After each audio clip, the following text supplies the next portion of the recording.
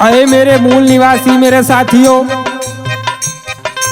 जिस हिंदुत्व का झंडा लेकर आज घूम रहे हो, जिस हिंदू धर्म के पीछे भाग रहे हो, उस हिंदू धर्म ने तुम्हारी क्या हैसियत बना के रखा है भारत के अंदर, इसका तुम्हें अंदाजा नहीं है।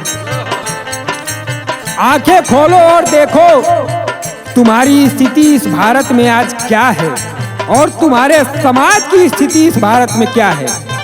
कैसे?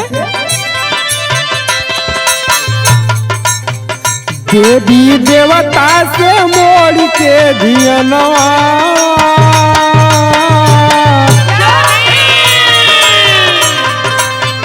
देवी देवता के मोड़ के धियनवा, खोल के देखा नयनवा हो, कदर तो हर कवन बहुजनवा।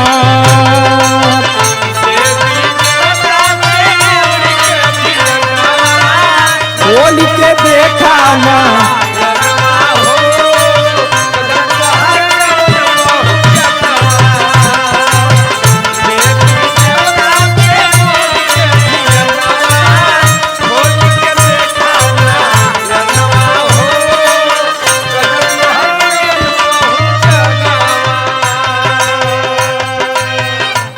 पूजा पाठ धर्म शास्त्र इन सब को छोड़कर जब भारत में अपनी स्थिति पर नजर डालोगे तो क्या पाओगे? भारत में भला ही तू राष्ट्रपति भइला, भारत में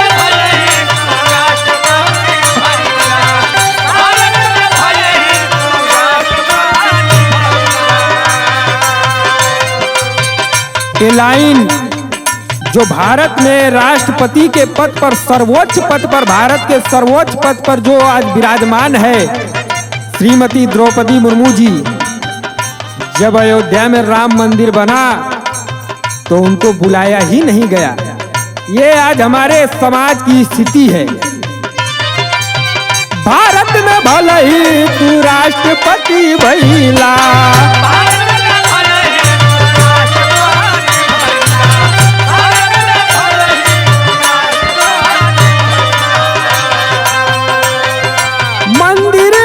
बहू तू जाए नहीं पैला,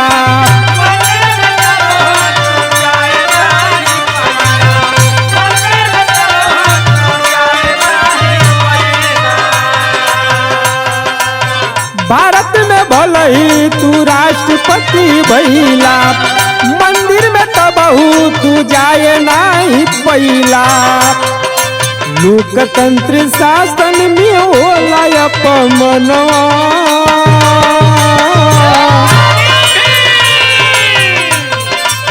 एक बार सोच कर देखो कि भारत में अगर लोकतंत्र नहीं होता तो हमारे समाज की स्थिति क्या थी।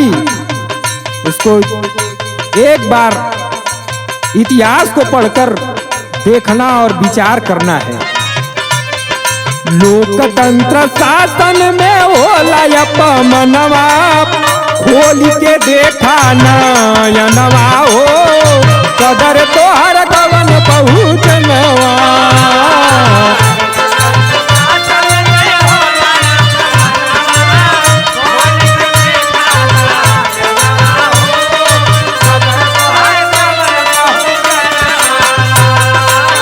लोकतंत्र शासन में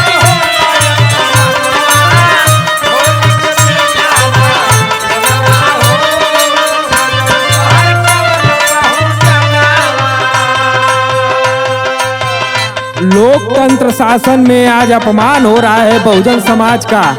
इसका कारण क्या है? जो ये हम लोग जातियों में बटे हुए हैं, इसी का परिणाम मिला था। क्या मिला था? जातिया में बाटा तू बहुजन बटाइल,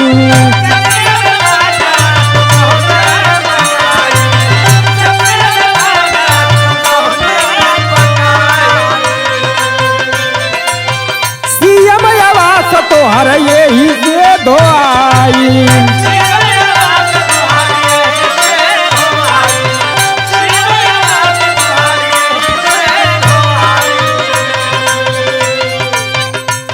मुख्यमंत्री के पद पर होते हुए इस देश के अंदर बहुजन समाज की क्या कदर है, इस बात का सबूत दिया उन लोगों ने, मनुवादी लोगों ने सीएम आवास को गंगा जल से धुलवाकर। इस बात से आप अंदाजा लगाइए कि आपकी कदर और आपका कद इस भारत में सर्वोच्च पद पर होने के बावजूद क्या है।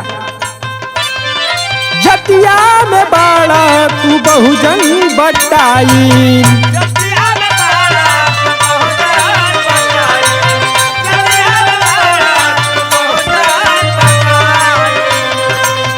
सीएम आवास तो हर यही से धोआई।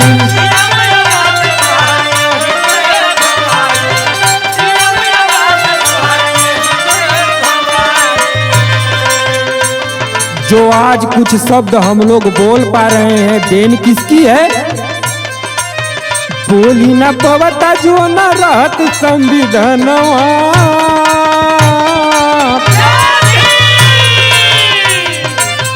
बोली न पवता जो न रहत संविधानवा, खोल के देखा नयनवा हो, कदर तो हर कवन बहुजनवा।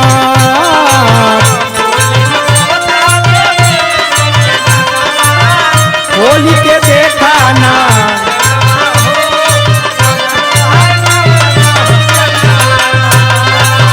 बोली न पवता जो न रहत संविधानवा, खोल के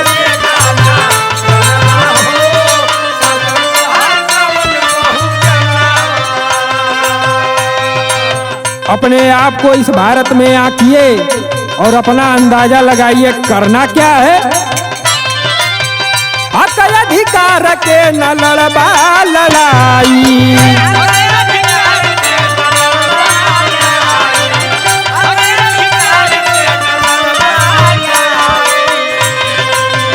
भारत में फिर से राजतंत्र आई जाई, भारत में फिर से राजतंत्र आई।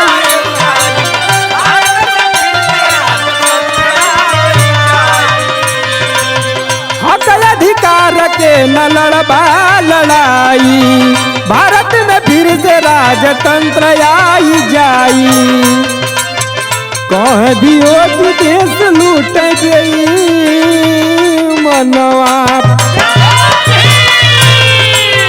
कह दियो तू देश लूट गई मनवा, खोल के देखा नयनवा हो, कदर तो हर कवन बहुजनवा।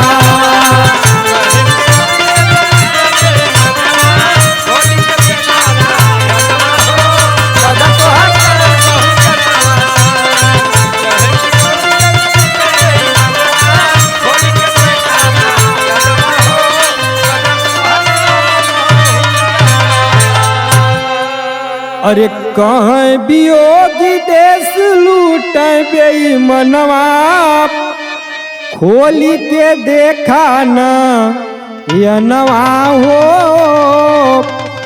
कदर तो हर कवन बहुजनवा।